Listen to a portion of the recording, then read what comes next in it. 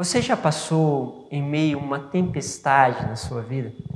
Já se imaginou não sendo capaz de ultrapassá-la, ou mesmo vendo que as coisas não iam para frente? Vamos falar um pouquinho sobre isso na meditação de hoje.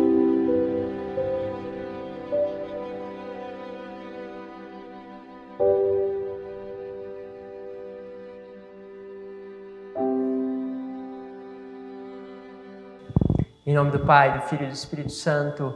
Amém. Vamos juntos nesse itinerário com a Palavra de Deus, sempre percorrendo aí os caminhos que Deus tem proposto para nós. Lembro vocês que todas essas meditações, elas têm um tema e têm o texto bíblico.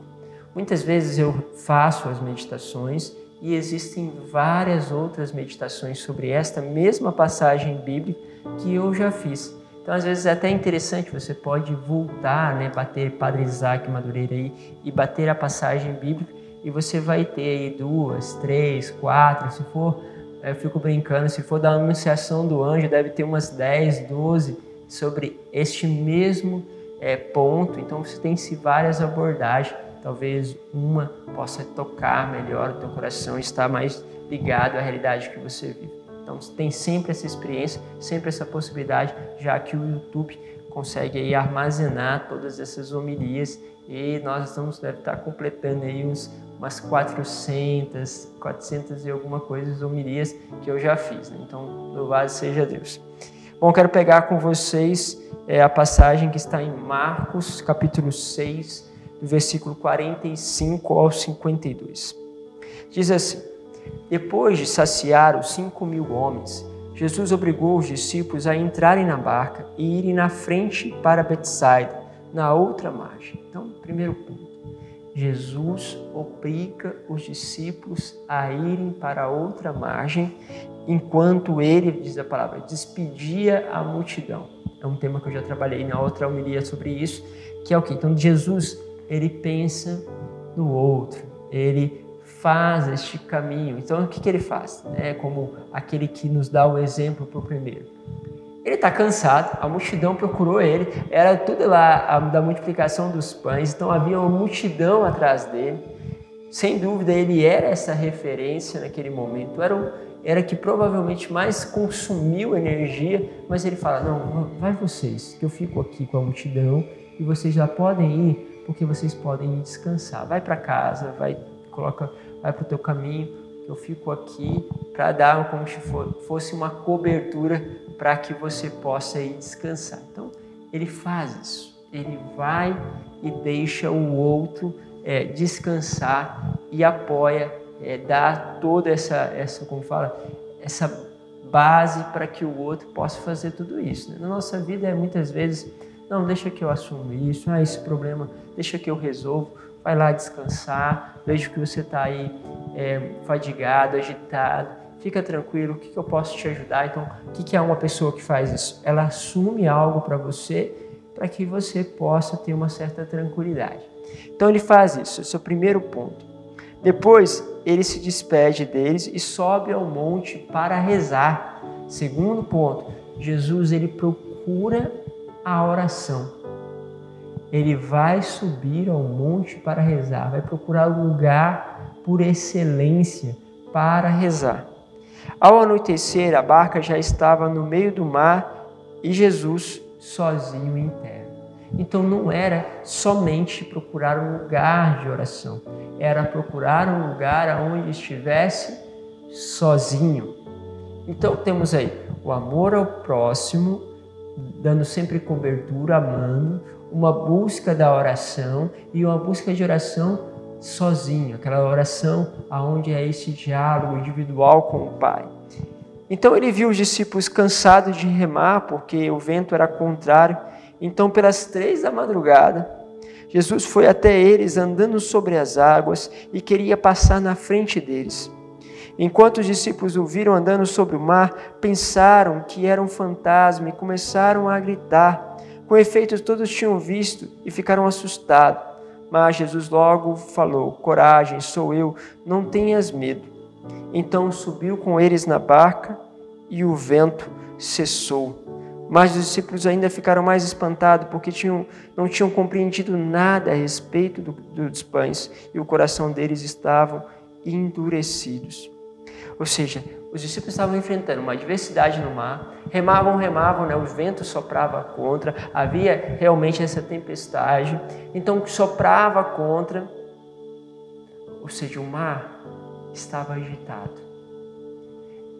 E essa agitação interior, essa tempestade interior, quantas vezes você teve que lidar com ela? Quantas vezes você passou por tudo isso? Jesus vai para este mar agitado, que sopra o vento, e parece que vai adiante, como se ele realmente não sofresse o impacto daquilo que era a tempestade.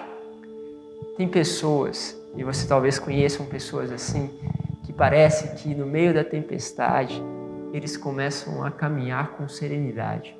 Pessoas que estão envolvidas aí em tantas dificuldades que qualquer um parece, tremeria.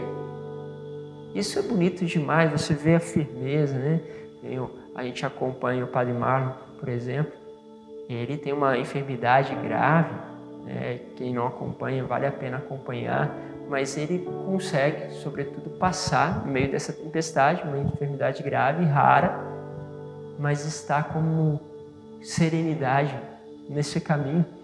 Há alguma coisa acontecendo, como pessoas podem passar com serenidade diante de desafios. Às vezes a empresa que está quebrando tem que talvez demitir funcionários, outro que está passando por uma possibilidade de ficar desempregado, tem uma família para cuidar, o outro que está vivendo um problema relacional difícil que nunca viveu, o outro que está passando pelo adultério, aquele outro que caiu numa dificuldade de uma enfermidade, ou aquele outro que vive no pecado. Enfim, quantas tempestades que podem passar na nossa vida e de repente aquela pessoa passa por aquela enfermidade, por aquela provação com serenidade. E aí eu destaco esses 3 pontos. Como passar por essas tempestades, por essa agitação? Primeiro, tira o olhar sobre você. Coloca o olhar sobre o próximo. Por isso, ame e descanse o teu próximo. Isso é uma chave que Jesus nos dá. Procure a vida de oração. Terceiro, busque também a oração sozinho, a oração de diálogo ali com Deus, onde você pode falar livremente, escutar, deixar-se conduzir ou simplesmente estar na presença dele. E aí você vai ver esses pontos na vida dessas pessoas. Observe na vida do Padre Marlon, de tantos outros que fazem também esse caminho. Nós temos aqui na nossa comunidade exemplos como que já passou, por exemplo, o Paulo Roberto, que foi uma vítima de misericórdia, consumido pelo câncer, serenidade, né? A Josilma, que foi outra vítima de misericórdia. Então, se a gente for contar, graças a Deus, também na nossa comunidade, tem inúmeros exemplos.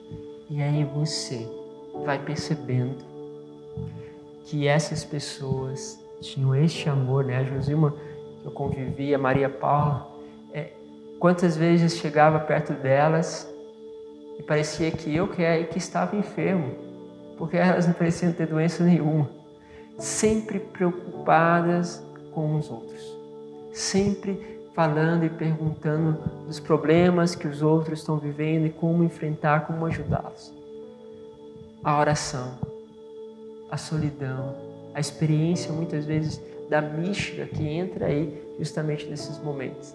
E assim eu vi também outras pessoas passarem por problemas financeiros gravíssimos, difíceis, mas uma serenidade de que muito mais do que a tempestade, há um Deus que está os conduzindo e que está remando para eles. Pense um pouco sobre isso e coloque esses pontos em prática na sua vida. Te espero amanhã para mais uma meditação da Palavra do Senhor. Em nome do Pai, do Filho e do Espírito Santo. Amém.